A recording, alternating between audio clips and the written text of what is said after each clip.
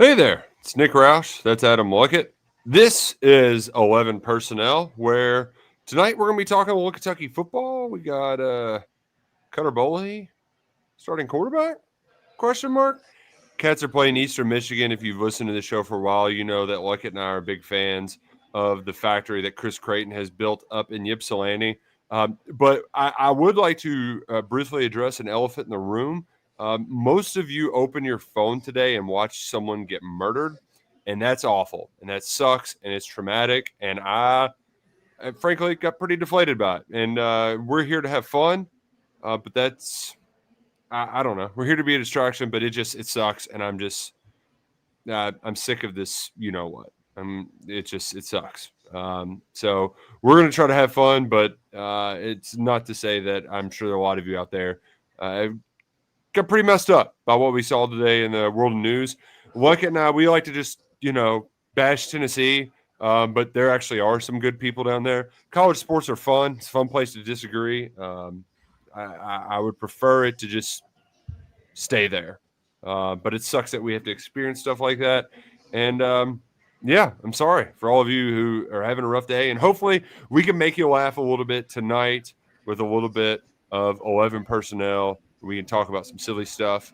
And hey, I even got the Rainbow Warrior hat on, a little sunshine. We're going to be some sunshine pumpers maybe for a little bit because it's actually a big opportunity for Kentucky win. So we'll stick to the football from here on out. But I wanted to get that out of the way first. Not get that out of the way, but you got to kind of pay your respects to the fallen and also all you people who just that sucked. That sucked to open your phone and have to see that. That was brutal. It did also. He's got two little girls. I mean, that's where I first went. So thoughts and prayers to his Charlie Kirk's family and his friends, loved ones, and I think you hit most of that. That's all I really wanted to say. You just. I mean, I just hate all the awful stuff. I found out, some little girl with autism ran into the pool of somebody I know, drowned last night. It's just can we just have real world, man? It can really suck sometimes. So let's have a better day tomorrow. Let's have a better weekend. Let's move in the right direction. Be nice to people. Have good days. So hard break. Moving on. This is 11 Personnel, presented by Monticello Bank. They've been putting people first. They've been taking care of folks around Kentucky for 128 years. Proud presenting sponsors of 11 Personnel. It's where people matter. Luckett, can I just say before, early on in this day, it was a real shenanigans type day because Zach and I started hearing that Cutter Boley was going to start right as the entire On3 website was crashing. That was kind of funny, right? We used to deal with this a lot in the old days. We don't really deal with it much anymore. So for the fact that it's oh man, we've got scoop, let me hit publish, and it's just the wheel is spinning, and it's what's going on here? It was a little chaotic there for about 45 minutes or so, trying to get some scoop off the ground, and it just a weird day there for about an hour or so because it's still been just super weird how this all has been handled because Bush Hamden said yesterday after practice that Cal's out of practice. I saw him dressed, walking off the field. He wasn't throwing with the rest of the guys. And then that was the same today. Yeah, and then Stoops said he hasn't practiced yet today. So it's well, what the hell is it? Yeah, first things first. Don't let anybody tell you this blog life is easy. Second thing, Nick, I have officially entered the routine cycle of the season. I know that because it's Tuesday and I'm I can't have this day be over. I've got so much stuff I still need to do. Yeah. And I haven't even usually this arrives the first night kickoff, right? You're still, it takes you a while to recover. This one arrived before the first night kickoff. So I'm officially in the cycle of the season. These nights, the days are going by too fast. You not have enough time in the day. I think, long story short, Kentucky's got a bye week after this game. Plays an important South Carolina game, which I think we're going to get to here later. Keeping the thing alive long enough where there's doubt about who the starting quarterback will be. I think that is kind of the angle. That was my kind of read of the situation. I think it's frustrating for everyone. Why can't we just say it so we can move preview on. it or get yourself excited for it? Just be like, all right, here we go. Let's go. But I think that is ultimately the reason why they're slow playing it. And this is kind of how they've handled under Stoops. Backup quarterback. Joey Gatewood kind of got announced like right before the game. Will Levis was taking pictures from the ankle up Friday before Saturday played. And it's so stupid. Yeah. I'm trying to think of the other. Like they didn't even tell anyone when Steven Johnson sat out for Luke Wright, when they tried to keep him out of the game against Austin Peay. Trying to think of some other ones that occurred. But those are the big ones that, to the top of my head, here in recent years. So that's just kind of how they handle it. So yeah, I think the one exception was Lynn Bowden, where they kind of did let people get a little bit excited for that. That he was going to play some, but we didn't know in what capacity. They even tried to do the we'll see with Sawyer. Because at the time, I think a lot of people thought, Walker Wood was going to have a real package potentially. Yeah. But then it just became the Lynn Bowden off. I believe that's how that kind of played out at that time. Yeah, and here's the difference between then and now is I think a lot of people's patience is just run thin. Well, they were coming off a 10-3 year, like with arguably one of the best years in program history. So yeah, they had a big buffer zone. There's no buffer zone right now. And those were games against quality opponents where, you know what, we'll play this game for the gamesmanship angle. Kentucky's playing a team that lost to an FCS opponent last week. Okay, like Ron Cooper football at LIU. He's a Long Island coach. Yeah. In the Grinch, the Jim Carrey one, where the old ladies come out and he says, "You two are still alive." Like that's my reaction when you're saying Ron Cooper is still coaching football. Like how people are still hiring him. He's cashing those checks. Good for him. Incredible. But yeah, like your offense has just gotten worse and worse and worse year after year after year. And you're watching, Kentucky they rank 134 out of 136 teams in completion percentage. You pulled all of the advanced stats when it comes to EPA, expected points added. So Kentucky actually loses half a point every time they drop back to pass. They get worse every time they try to pass the football. That's that stat explained. Like when they try to throw the football, they lose. They take points off the scoreboard because they're so bad at it. So people, I think they're just sick of the shit. So why don't you just say it? And why do you got to play all cool? And the other part to me too is we talked to a lot of people in the industry, and some of the insiders I know were like, they might be a little the KSR might be a little premature with this. And it's like, no, they just wanted to tell Chris Lowe or Pete Thamel on Saturday morning. No, we're not doing that today. We got to the bottom of this. Calzada ain't practicing. They're going to give it to Cutter Boley. Let's quit messing around. Right. And if I'm wrong, you know what? They're in a lot more trouble than that. Right. I'll live with that because there's a bigger mess they got to deal with. Cutter Boley's going to play. We had this conversation on Monday. Van was very high on what Cutter could do. I'm still skeptical of the offense in general. Although I there is it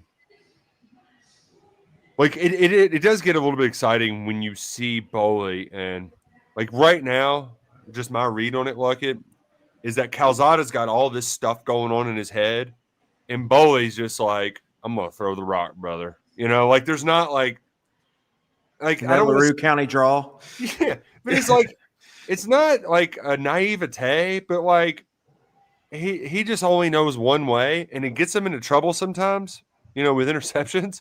But the extreme of being so indecisive that you're afraid to throw the football versus I'm just going to let it rip, and it's going to be good sometimes, and sometimes it might get me into trouble. You take the other extreme because right now it's awful. So I'm excited to see Cutter Boley in action, although I'm certainly not convinced that Kentucky's magically going to go from the worst passing offense in power conference football to a world beater.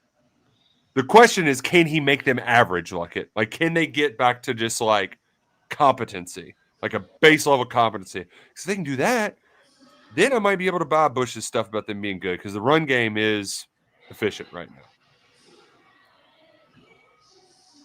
What are the odds that Zach Calzada has been playing through an injury these first 2 games? We can't pinpoint where this injury occurred. Correct.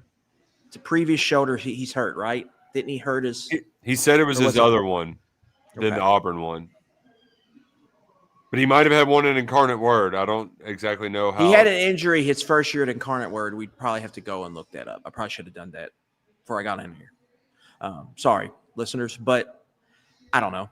That it makes how he's played a lot more. It makes that make more sense. Then why wouldn't they just say that? Give him an excuse. I haven't heard that at all. I'm just kind of putting on my detective hat. And even when I asked Bush straight up, like, hey, why do you think he's being so indecisive? He gave that's a good question. And that's like it's a great way to buy yourself some time while you're trying to think. But I really don't think they know it. I don't think they understand it. But here's my other thing too, like it. Why I don't think there's any sort of injury sort of deal. I mean, they were very hesitant to say anything nice about Zach Calzada from the second he stepped on campus. Yeah. Throughout camp. I mean, it's mostly been throughout fall camp. Yes. Yeah. He brings a lot of experience was the line. And I would kind of joke about, I can't wait to hear about how experienced he is. But Boley, they would talk glowingly about. So, like, my thought is just that, I mean, to be clear, I don't think they invested a lot, but my thought was, okay, well, we went out and we got this guy who we thought was going to be better. And then raise the floor. Yeah, he was going to raise the floor. And then our high ceiling guy, like, he jumped up a lot higher than we thought. Like, let's at least give this other guy a try.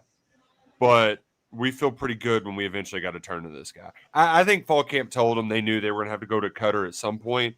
I just don't know if they anticipated it happening this quickly. I think that's 100% fair. It was never a competition, but Cutter impressed them in one way or the other, whatever it was he was doing behind closed doors. And in open camp settings, he looked like the better quarterback. I mean, via the eye test, it's called spade to spade. Right. Calzada, it's just been kind of weird.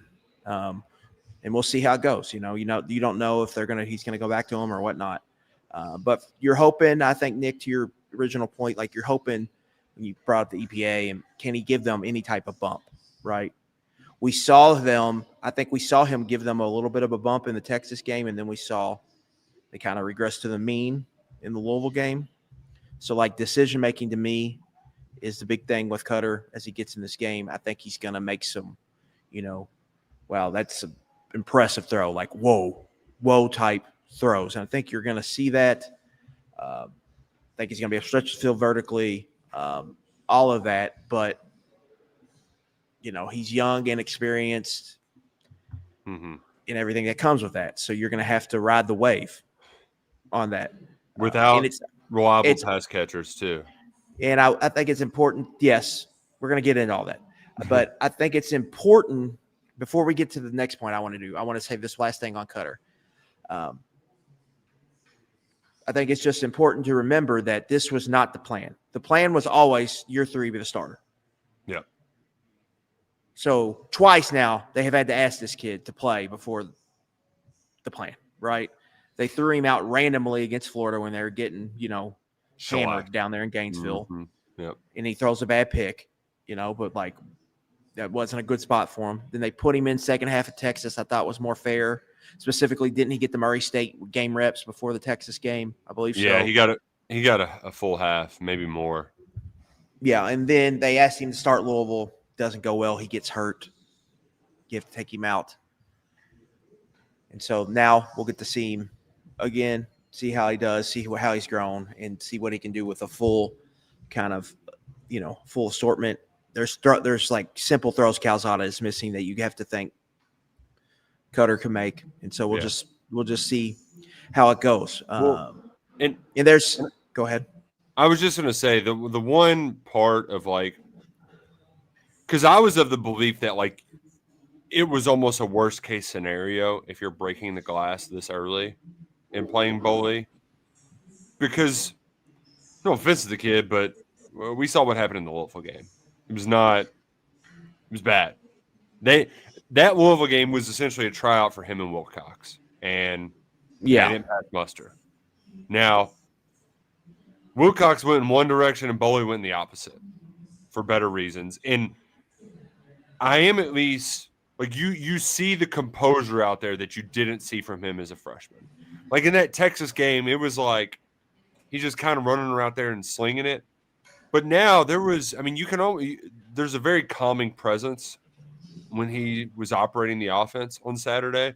So much so that you're almost like, I need you to speed it up some, Cutter. We're running out of time here. Like, let's get this show on the road. But, it's good and bad. Like, I think the throw to Willie, like, that was him being patient, moving in the pocket. And then the second throw, he was a little too trigger shy. And then he actually, like, for the one time all game, he stayed in the pocket for too long. Like, the one play they needed to flush right was the play right. Where he's, staying. He shelled in and kind of stayed there, which what they needed. So I think just number one, like his ability, like he's shown the ability just in a small sample size, he'll stay in the pocket. Like that's been an issue. Yeah, it's been an issue to this point. And you're going to see some throws and it's all over the high school tape, and we've seen it some small sample. Like he can make some impressive throws. The ball pops out of his hand. I believe that throw to Willie traveled like 40 air yards. And that went from the middle of the field to the corner or the end zone. So it's even more than that. So, and he got it there easy. So he's got an impressive arm, and I think it's going to be a wave with him, and Kentucky's just going to have to ride it. But you're right. They need him to give them some type of spark. And that's really, I think, what you're kind of looking for as they make the switch, which I think gets us into kind of Bush Hamden, to me, Nick, had a change of character this week. Certainly. That was not something we've seen before. No. And if you don't watch press conferences, which I know probably a lot of you probably don't. Hey, our fans are hardcore. They'll probably watch some of them. Some do, some don't, I'm sure. Let us know in the chat. But that was a different Bush Hamden than we have seen. Do you think we played a role in that with the we'll take a look at it video? Yeah, I don't bullied know. him into showing a little defiance because it was. But you knew that was coming. Like that was coming eventually. There's no doubt about it. When things are when they get that bad, you have to show a little passion, a little emotion, a little energy. And I actually went to pull up the quotes right here and grab some other ones. But essentially, he kept saying that, like, we have potential to be a good offense. We can be a damn good offense. I still believe in this group. And, like, he showed some, hey, okay, this is a guy who's fired up, and he's going to get this thing turned around. But essentially his message is like, hey, we are running the ball well. There are throws there. There are plays there. We got to connect on them. We got better, and this is unselfish, and we're going to go out there and we're going to prove it. The glass half full being, hey, we killed ourselves with self-inflicted mistakes, and we still only lost by a touchdown to a top 20 team in the country. So, that sounds familiar, doesn't it? It's also, yeah, this is layered, right? Like, it's just layered, right? First things first, like when I heard you put out the quotes and I went back and watched it, I was like, it was a Leo DiCaprio meme. Like, hey, I've seen this one before. So then I put my research hat on. I was like, okay, I know I've heard this from a former offensive coordinator. And I pulled up Rich Gangarello, October 11th, So this would have been right after Kentucky lost to South Carolina. So the next game week, they were heading to play Mississippi State, a game they end up winning and probably was one of their better offensive performances of the year. But the first half, if you remember that game, was a train wreck, and then they got rolling in the second half. Okay, this was really the quotes I wanted to go with. Let's see here. If you need me to read, I got them pulled up. Yeah, I got it. I felt like we didn't have the detail and the energy. I thought we'd taken this jump forward. We lost the Ole Miss game, but I liked the way the linemen played. I liked the way we ran the ball. I liked our physicality.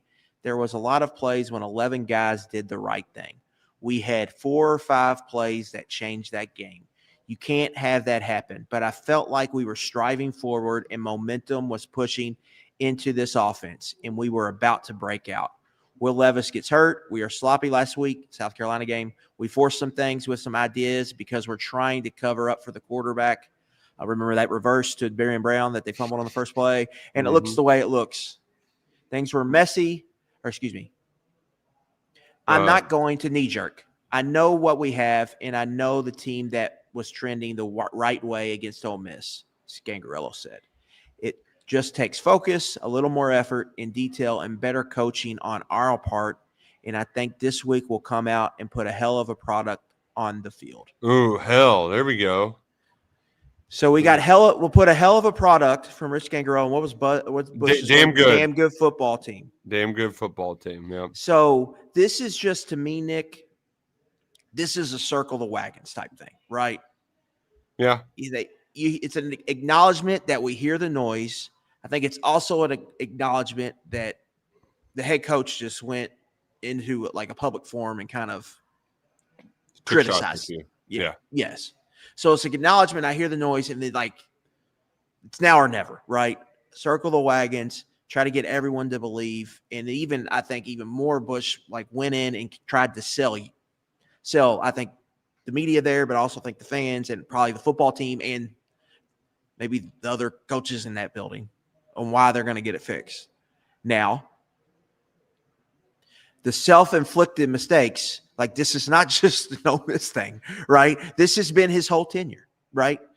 That's been the story of his tenure, is that they can't get out of their own way on offense. Self-inflicted mistakes. Remember how many times we talked about how they can't score from the 2-yard line, right? Last year. When people are trying to tell you who they are, you need to listen. Billy Napier. Yeah. Just bottom line. We've got a sample size here. 14 games. It's not really a small sample size. They have not scored more than 2 touchdowns against a power conference team. They haven't thrown for more than 250 yards against a power conference team. So, and then that gets me to the next point. Another point I really didn't understand with Bush's press conference. I know there is a line you have to walk when you start getting into not having explosive plays, because then it's like you get into hell in a cell match, but the other guy got kendo sticks and you don't, right? So then you what is this? But you can't pick up the kendo stick, right? Only the guy you're wrestling has the kendo stick. You know what I'm saying? Right? Or you play a basketball game, you can't, you're playing 24-by-4, but your points count for 1. The other team can shoot 2s and 3s, but you can only get 1 on every bucket you make. So there is this line you have to walk here. But are you being aggressive just to be aggressive? What is the need to be aggressive all the time? In a game against Ole Miss, Nick, I think you have to go into it not thinking we have to outscore these teams. You more have to think of it we've got to get this team playing in a game we want to play, where the first one to 24 can win it. How do you get in a game like that? Limited possession, extending drives. Don't go 3 and out a bunch. I mean, he instead – Go ahead. He said we thought we could score 30+ against this team. That's what I heard. Instead, I heard we're going to go toe-to-toe with Lane Kiffin in that offense. And that is just not how I don't think they should be playing, right? So it's what are you on offense? Because all offseason, we thought, and kind of the messaging was, get back to our roots, blue collar, run the football, control the line of scrimmage. We paid these backs a bunch of money. This is where we spent our money. Offensive line, we went and paid big money to get Dante Dowdell in the portal from Nebraska, saying the quiet part out loud. And we went and got Seth McGowan, and we paid all this money on the offensive line. Like, this is your team. And instead, like, the game becomes, let's throw it aggressively to these unproven receivers who Hamden keeps telling both us and then the ESPN crew, which, by the way, you learn more about when these play-by-play guys at ESPN, specifically for the big games, just start talking during the game. Because they are very much more transparent with them than they are with us. Just is what it is. Yeah. And so basically he told them, we couldn't get a receiver because we didn't have a QB. Took them a while to get Calzada in place. We didn't have a receiver coach, which is kind of true. But the reality of the situation, Nick, it was a financial thing. It's the money. Right? They spend it on elsewhere. Yeah. So they don't. So then this gets me to my other point. So I hear Bush talking about how we need to be aggressive. You got to be aggressive, which he is right to a certain extent. And you do have to create explosive plays. You cannot win without explosive plays. But you have to have kind of a feel for the game and know when to, like, I think that's the art of play calling, knowing when to pound it, knowing when to get aggressive, knowing when to line up the shot plays, all of that. I think with Bush, it just feels like the timing's off with some of this stuff. And it doesn't. Or it's too predictable, the timing of it. I think the one time that, like, and we mentioned this on the football podcast on Monday, there was one time when he had the timing right, and that was after they let McGowan get a little bit hot, and Ole Miss decided to heat him up with a blitz, and they had the shot called right to the blitzing side with that cornerback. Right. Like that was one time where the timing was right, but there's plenty of other times where they just get to that 40, and he feels obligated to take a shot because he's within range.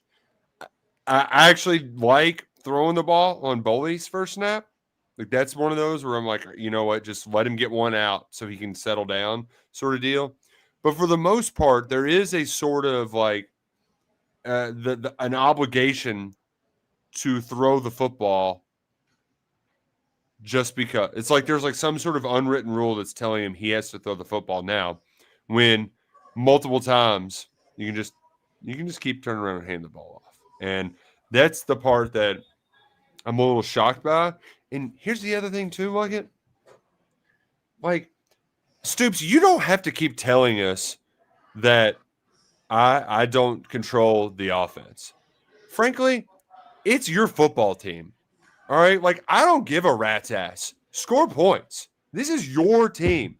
If Bush sucks, it's your ass. So tell him to run the damn ball. Like, I know that there's like, we had this whole rigmarole, like, oh, he's putting the clamps on Liam. Well, here's the other thing I wanted to mention too, like it. And I hate to like just take it and run with it in a completely other direction, but somebody else pulled quotes from another offense coordinator. This was the year after Skangarell, 2023. We're constantly trying to get people involved in mixed personnel almost every play. Well, that slows down the operation. That was Liam Cohen's quote about this offense struggling to get plays in 2 years ago. And I think that wasn't the South Carolina game. But it doesn't matter. Your point stands. Part of it is whatever their system, whatever you want to call it. Too much. It's too much. It's just they're just having a hard time doing it. And the whole sell with all this was get experienced players. We're not maybe getting, we're not getting maybe top of the line, but also, Nick, let's say the quiet part. 2 of probably the best 6 portal receivers available last year were in their room. Like, they had them on their team. Yep. So you can't get those guys. Right? So, right. So they're just in this weird spot. And then that gives me to something Stoops said, which I had a little bit of an issue with. Stoops basically like, you're subbing too much, you're doing too much with the personnel. But their whole really not just necessarily the offense, but the team was kind of built this way.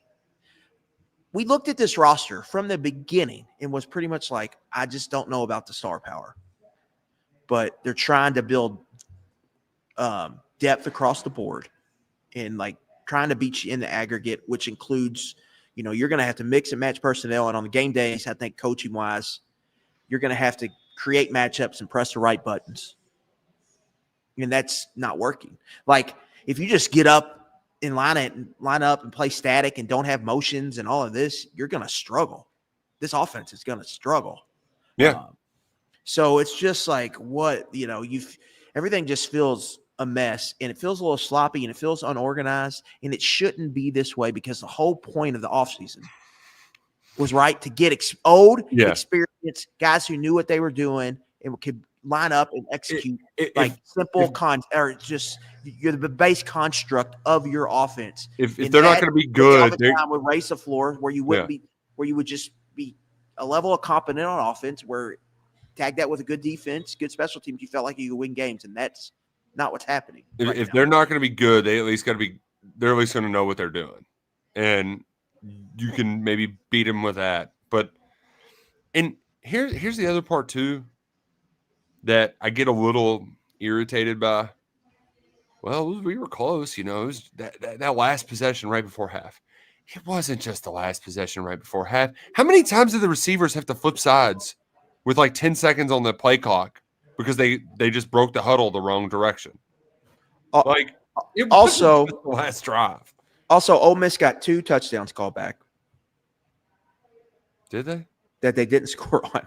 Yeah, that they settled for field goals. So that's +8, your advantage. Oh, and then +10 with the turnovers. So, if we're going to be honest, Ole Miss, they were 10 points better on that day. Have you seen the stats of war? How bad did we get beat? Because I have a feeling it was pretty bad this week. The success rates weren't crazy different for my charting. Now, he might have had different number. I don't think it was crazy. Where they got beat was the explosive plays. That was ultimately. Yeah, it wasn't that bad. You're right. Game. Yeah, you're right. Yeah. That success rate wasn't too bad. Yeah, where they got beat was the explosive plays. They created the same amount of scoring opportunities. Ole Miss just had more. They had more explosives and were able to finish drives better. And that's the other thing. 2 touchdowns and 5 red zone possessions for Kentucky's offense. That was one of the biggest issues last year, and then with Scangarello. So we're talking if we'll see how this year goes, but we're talking. I had to look up. They were great in 21. I can't remember how they did in 23. I think they did pretty good with Cohen in 23. Yeah, it was 22, it great, 24 is good. And then 25, they're just struggling to finish drives. And so it feels like you're having the same conversation with the offense. And then how good can it get? And we're setting up again, Nick. We're setting up again, like we've talked about. You got to win one of Ole Miss, South Carolina. You lose Ole Miss. And, if you don't win that South Carolina game, feels like they could be in big trouble. Big, big trouble.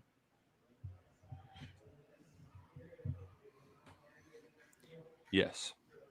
I mean, just look at the schedule. Some might say they're already in big trouble. But I think, the positive, South Carolina's offense stinks.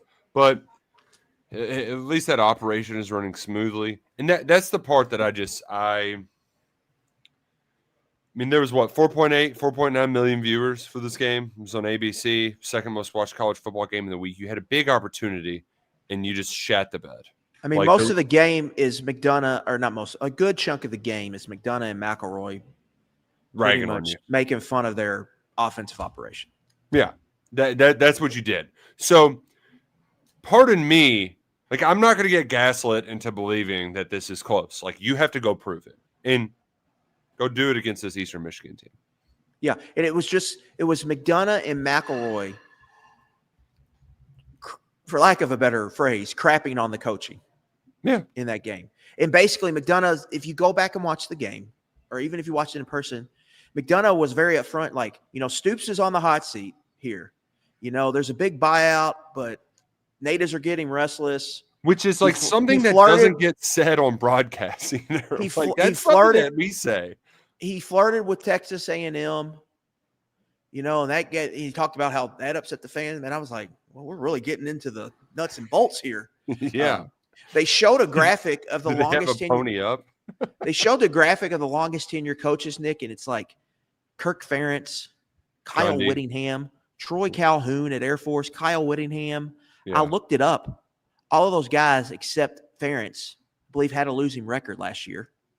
In fairness, their offense has been, a running joke for since I've known you. We've joked about Iowa. So I was like, I was thinking to myself, is that even a good list to be on right now?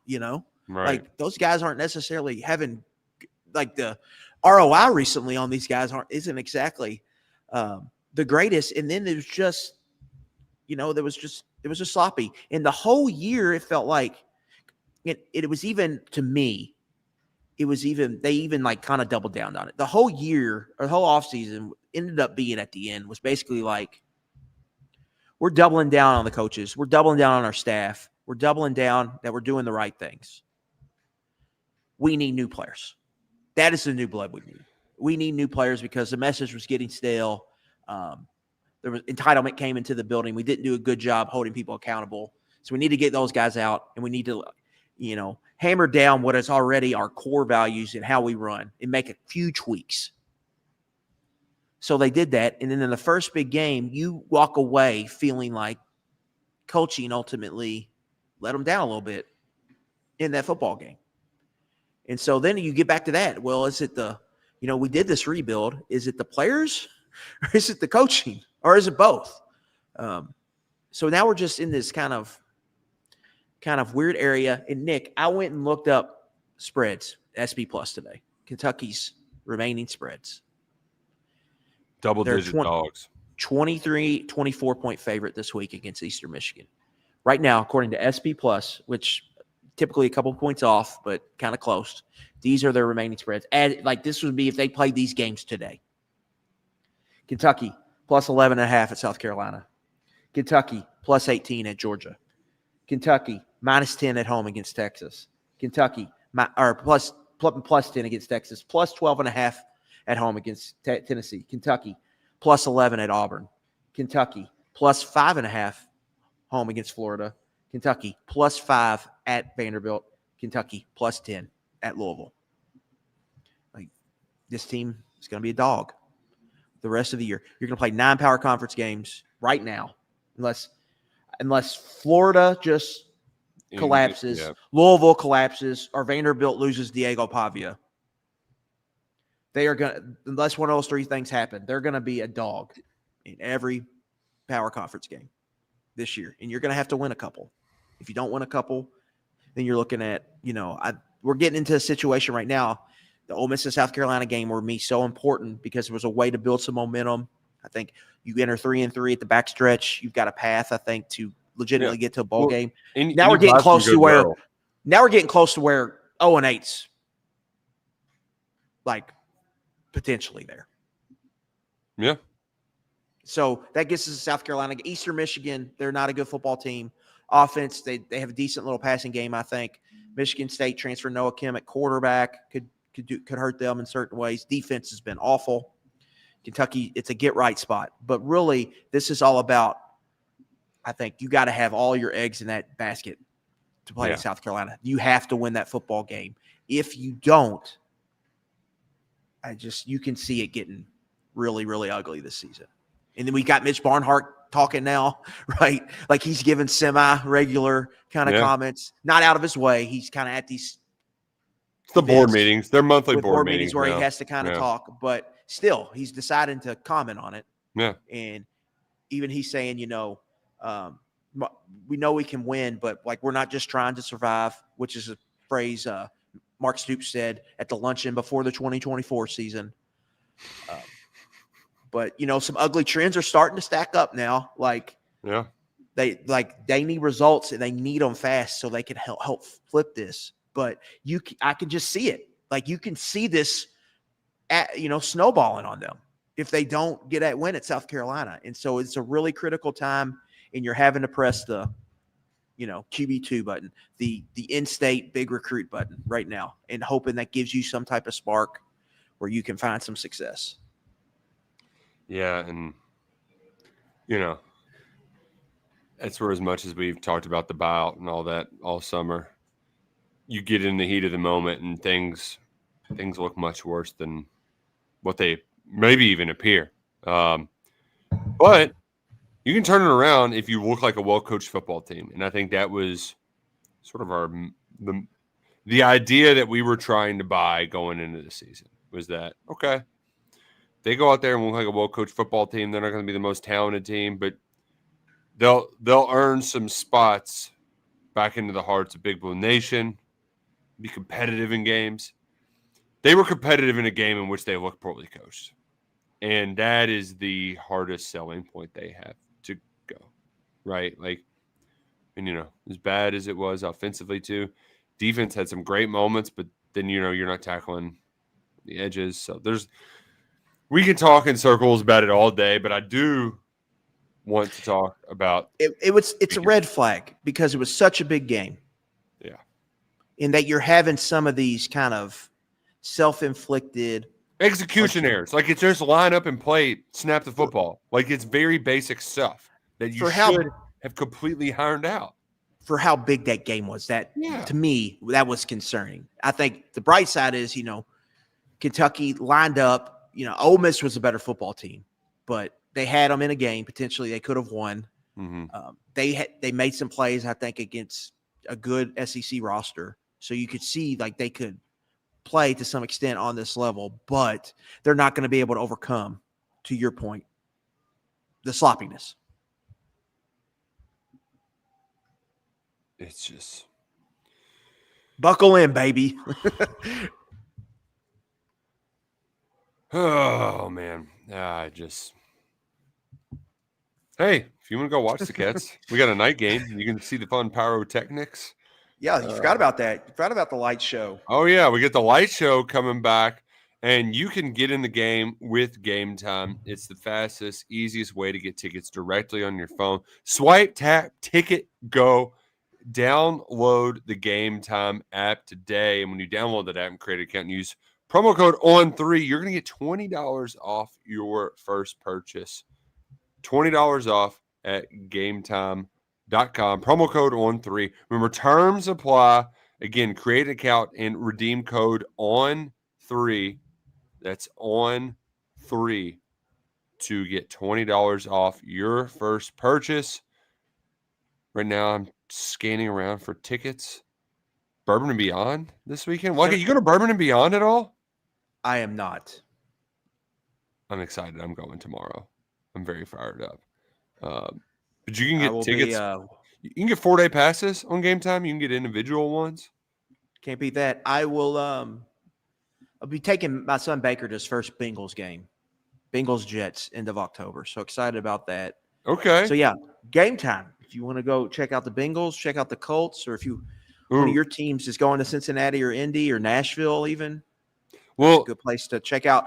Scope out prices and see what you can do to do a NFL Sunday weekend somewhere. They got zone deals right now. Luckett, $19 to get you in a Kroger Field Saturday night. Great, it'll be a great night. Weather looking really good. Oh yeah, like 80. So it'll cool off. Won't be too hot. Be under the KS Bar, get you a couple pops, some wings, and head over to the stadium. Going to be a great time.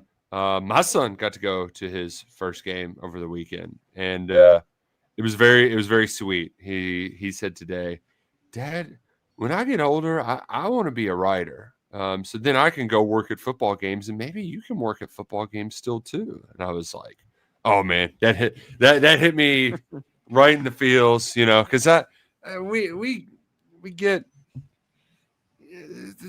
we've got it bad, Luckett, right? Like this is an addiction. Kentucky football, we're hook, line, and sinker.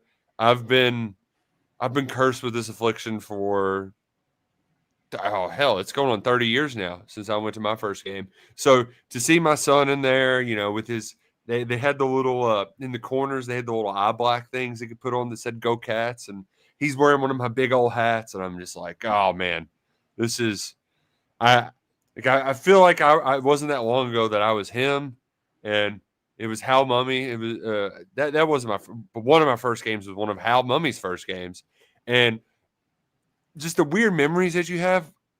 Back then, it was you had to have people put chairs on top of their car so you could find people tailgating in the grassy lots. Yeah, and so you couldn't drop a pin, you just had to go find somebody, and so there was somebody, this impressionable young Nick Roush. Somebody had wrapped a mummy up and put it on one of those chairs for how Mummy's arrival. And I was just like, they've got a mummy on a car. Same thing I think with I remember him. seeing that mummy. Yeah. Yeah. I think I remember that now you say that. Same thing for him. It was like, hey, what'd you like about the game? I really like the Dippin' Dots, Dad. It's like, you know what? Yeah. I'm glad you like those Dippin' Dots, brother. We can get some more of those if you keep cheering for the Cats. Duke's first game went better than mine. First game, Bill Curry era versus Florida. It was like, I don't know, 40-0. I remember Billy Jack Haskins was quarterback running around for his life. I can't remember. I think it had to be the 90. No, it was the year before they got Couch. It had to be 95 because then Couch was in 96, and that was at Florida. So Yeah. it had to be 95. So, yeah. But then I came back a couple weeks later, and they beat Georgia. So I was like, I got the full, spectrum, right? Which ain't that the most, classic Kentucky football where Yeah. you get your ass kicked and then you stun somebody 2 weeks later? Yeah. So glad to have another one, a part of the fold in Big Blue Nation.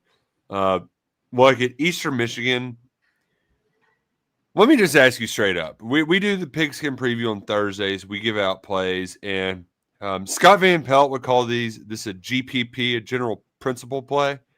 Are we still riding the Eastern Michigan road dog? Because Chris Creighton, when he goes on the road and he's a dog, it doesn't matter how bad they are.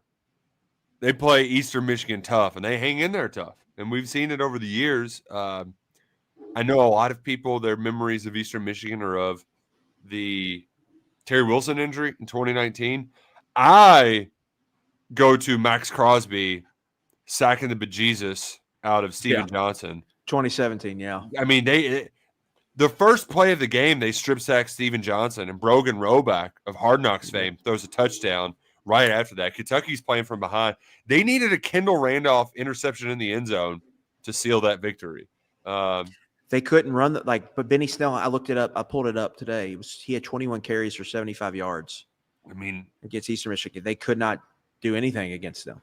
They should have lost that football game. Yeah, they really should have. Now, I do think that this is the most prototypical program that's going to struggle in the portal era because just it was all built on continuity and culture, and it's just it's hard to keep guys around. Like your Max Crosby's around in this.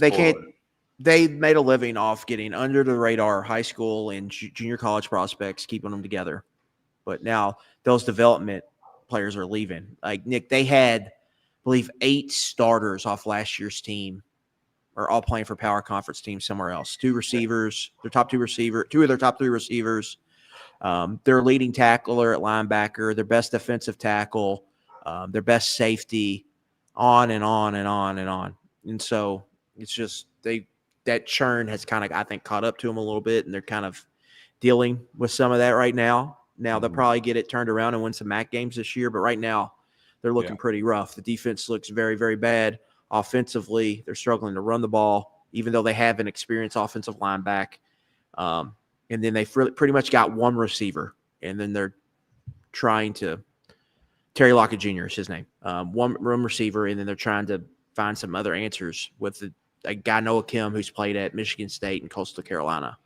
He's on his third school. But, yeah, they're struggling a little bit. But, Nick, this is a 24-point line, and, how many points is Kentucky going to need to cover? And do you trust going to the window and saying, I'm laying it with this Kentucky offense?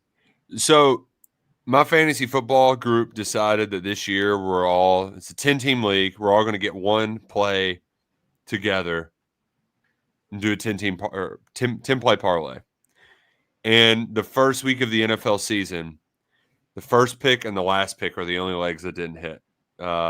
Somebody had the Eagles covering against the Cowboys, which they, of course, did not. And then if we would not have had that, somebody had Ravens money line, and that would have been a brutal beat to beat all beats. The reason why I bring this up is one of my friends was like, "Man, I think this is the right spot for Kentucky to get right," and I'm just like, "Are you really going to risk this parlay to guarantee that Kentucky's offense not just score 24 points, but win by 24 points?" Now, the stats aren't pretty, Eastern Michigan, I had it pulled up a second ago, but I think they were 130th in SP plus on the defensive side of the ball. And then here's the part two. They are giving up 311 rushing yards a game. Like only one other teams gave up more rushing yards through 2 weeks. And mind you, that was also a game against an FCS opponent. So here's my thing, Luckett. Like, how much of this game do you want them to just turn around and hand the ball off? Because you know it'll work versus, like, you kind of got to throw it here to let Cutter Boley figure it out versus South Carolina. Like, I don't think it matters. This game's all about playing clean football. Okay. Like, to me, it's all about just go out there and play clean football. Just look like you know what you're doing and like you're operating in a crisp fashion. Like, it doesn't, if you want to throw it, pass it, whatever. I think, you want to get Cutter Boley confidence and comfortable. So I think that's really important. But ultimately, more than anything, it's just about, for them, I think they need to come out here and just play, clean football. You're going to have some penalties, may have a turnover, even two, but like, don't have them be bad and just play clean football. Because for Kentucky to win games this year, Nick, I'm skeptical this offense is going to turn into something really good. But they can win games if they protect the football, play clean football, execute, get a little bit more ball control, and then lean on their defense, special teams, and then finish drives when scoring opportunities present themselves. So that's what really this week is all about. It's playing clean football, winning this football game, getting out of here healthy, and then going into the bye week and getting ready for an absolutely huge game against South Carolina.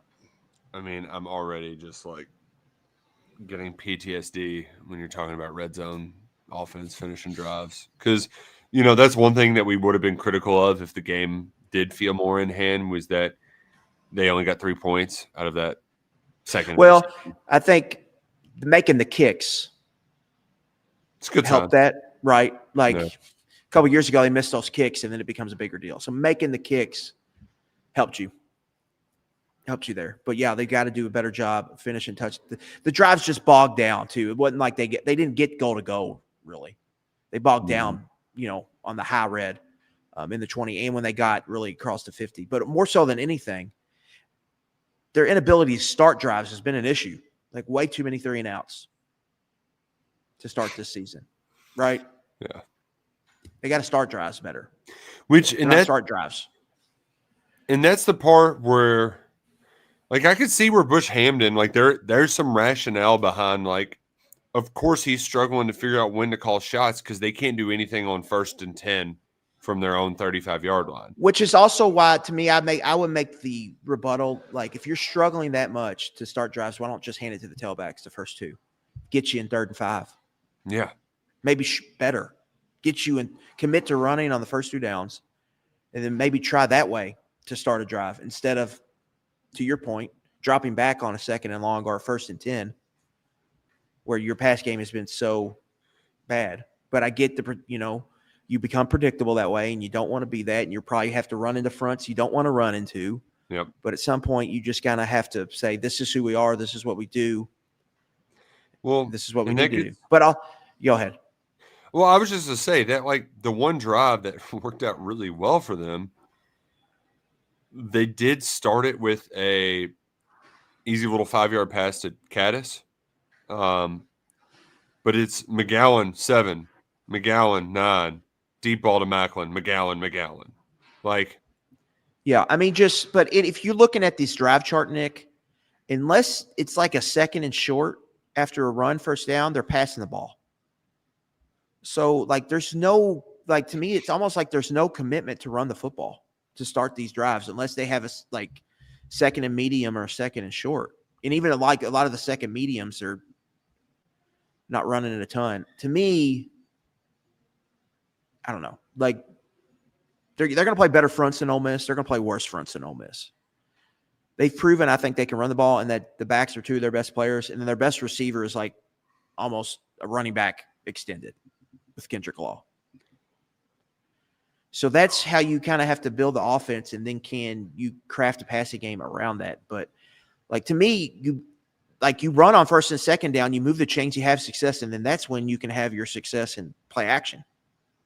And then take your shots. Yeah. It seems like the biggest emphasis for the offense is to just be 50-50 run pass split. That seems like the number one goal. Like when I go through these play charts and I read them, but that's what stands out to me when I'm kind of reading them and going through them and going back over my charting. It's that like this seems like the number one goal is just to be even. Like, and here's the thing: is I understand being process based, but the ultimate goal is results, and the results are points. And if the 50-50 is not getting it there, then you gotta find a different process, right? But part of that equation is like, hey, let's try a different guy at quarterback. See if this kid can't figure it out, because the flip side of the coin for the optimists out there, and I know we're sounding more downtrodden than usual. We usually get called sunshine pumpers, but for all the sunshine pumpers out there, they're like, man, if they just complete 2 or 3 more of those explosive plays, like you do feel a lot better about this commitment to the passing game if Boley's good enough to be able to connect on those. I mean, played 3 quarterbacks now that it hasn't worked. Brock Vandegrift, Gavin Wimsatt, and Zach Calzada. Like, I think their rebuttal would be, there's guys open, we have to make throws. Like, we've got guys open, we've got it set up. But, like, how many times do you have to churn through quarterbacks, you know? Yeah, and really, the Will Levis, Wandale Robinson connection is the only one that we've seen consistently work in that capacity. Which is why I get back to the other point. Your expectations shouldn't be super high for this offense. They should never be, right? We've seen, like, to your point, we've got data that says otherwise, years. They just have to, I think, build out a baseline of where they can efficiently move the ball, where they can play their ball control style, and where they can finish drives in the red zone. And that's going to have to be how they kind of have to win games, which gets me back to the style of play. I felt like they came out and said they had to outscore Ole Miss, and I just think it just feels like not the right way to go about it. So we'll see if that remains a strategy or if they change here moving forward. There's a lot on the line. So, 7:30, you're playing on ESPNU. Clay Matvick on the call. Chase Daniel. Yeah. Former Missouri cornerback on the call for ESPNU. Yeah, he ditched the athletics, his Diana Rossini show to do. He's not doing that anymore? I'm pretty sure he had to leave that to do the ESPN stuff, which maybe we can talk to him about the border war. Sure, that's a fun topic for him. Keeping Kansas out of the BCS championship, right? Big 12 championship? Yeah, it was 2007 was his last year, and then he played forever in the NFL. Was backup quarterback for a long time. Dude, what a gig. He hacked the cheat code to life. Being the backup quarterback for 15 years and never really playing. I mean, did he get in some with the Bears? Like, I'm trying to think of any NFL teams that, like, he was one of those. I think he started a Thanksgiving game one year. Yeah, like I remember that.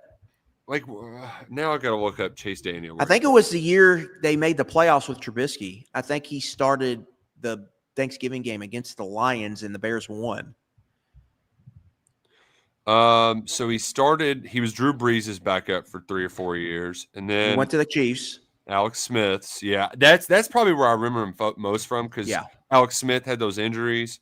So he played a couple games there. I was right about the Bears. Yeah, the Mitch Trubisky year. Gosh, he got 13 years in the NFL.